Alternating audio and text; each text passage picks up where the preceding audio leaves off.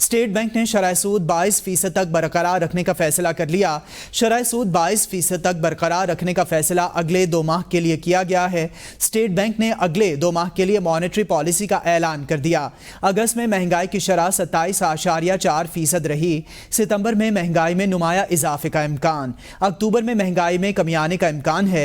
अगस्त में महंगाई तवक्को से कम थी। अपडेट करें आपको, स्टेट बैंक ऑफ पाकिस्तान की जानिब से शरह सूद जो है वो 22% तक बरकरार रखने का फैसला सामने आ गया है। स्टेट बैंक ने शरह सूद 22% तक बरकरार रखने का फैसला कर लिया है।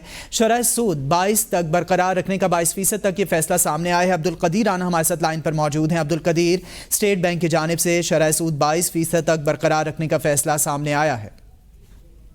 जी बिल्कुल।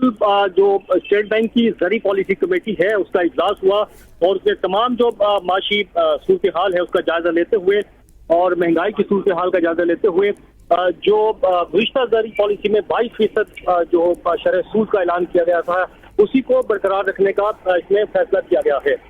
और इस इजलास में तमाम सूरत हाल का जायजा लेते हुए जो ज़री पॉलिसी है उसने कहा कि जो महंगाई की ताज़ा तरीन आदाद शुमार हैं इसको इस पॉलिसी को अनाउंस करने में उनको जो है सामने रखा गया है, जिनसे महंगाई के गिरते हुए रुझान की अक्कासी होती है, जो मई 2023 में 38% की बुलंद तरीन सतह से गिर कर अगस्त 2023 में 27.4% पर आ गई थी। अगरचे तेल की हाल की कीमतों में हाल ही में बढ़ी है और तवानाई की सरकारी कीमतों में रद्दोबदल के जरिए सार्फिन को मुंतकिल करने की जा रही है और तखमीने के मुताबिक महंगाई की कमी के रास्ते पर गामजन रहेगी।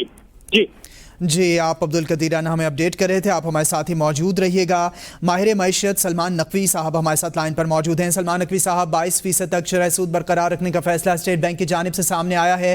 कितना असर इससे पड़ेगा महंगाई के ऊपर और आम आदमी के ऊपर? अस्सलाम वालेकुम। ये बहुत ही अच्छी खबर है और मैं समझता हूँ कि जो मौजूदा हुकूमत इस वक्त कोशिश कर रही है महंगाई के खात्मे के लिए, खास तौर पे जो डॉलर को कंट्रोल करा है जिस तरीके से, और डॉलर इंशाल्लाह मजीद कंट्रोल होगा। तकरीबन 10% डॉलर जो है ओपन मार्केट में घटा है और 5% से ज्यादा जो है इंटर बैंक में घटा है। और इसके साथ साथ जो एग्रीकल्चर प्रोडक्ट्स की शानदार फसलें उम्मीद है हो रही हैं, वीट की, शुगर की, कॉटन की, ये वो बुनियादी वजूहात थी जिसकी बिना पर स्टेट बैंक ने आज ये फैसला किया है कि शरह सूद को 22% पर बरकरार रखेंगे। खुश आइन फैसला है। इंटरेस्ट रेट का बरकरार रखना तमाम इंडस्ट्रियलाइजेशन के लिए, पूरी मुल्क की मईशत के लिए बहुत जरूरी था इस वक्त, जबकि उम्मीद थी कि कम से कम 2 से 3% इंटरेस्ट रेट बढ़ जाएगा और जबकि ट्रेजरी बिल के ऑप्शन में ये इंटरेस्ट रेट बढ़ चुका था। तो ये बहुत अच्छा फैसला है। इसका स्टॉक मार्केट कल खैर मकदम करेगी, स्टॉक मार्केट में तेजी आएगी, कारोबारी सरगर्मियों में इजाफा होगा, इंडस्ट्रियलाइजेशन में इजाफा होगा और इस हुकूमत को जितना भी अप्रिशिएट करा जाए, ये मुसलसल कोशिशें कर रही है जब से आई है कि मुल्क की मईशत जो है वो बेहतरी की जानिब गामजन हो, उसमें ये कामयाबी का सिलसिला जारी है। कामयाबी का सिलसिला जारी है। सलमान नकवी साहब, आप हमें अपनी राय से मुस्तफ़ीद कर रहे थे। आप हमारे साथ ही मौजूद रहिएगा। अब्दुल कदीर राना की तरफ रुख करेंगे। अब्दुल कदीर राना, जो है वो सलमान नकवी साहब ने ये बात कही है कि कपास, गंदम और ज़रूरी चीज़ों के हवाले से और इंडस्ट्रीज़ के हवाले से ये खुश आइंद है। आप किस तरह से इस पर, आपके पास क्या तफसीलात हैं, क्या फ़ायदा होने वाला है इंडस्ट्रीज़ को और ज़रूरी लोगों को?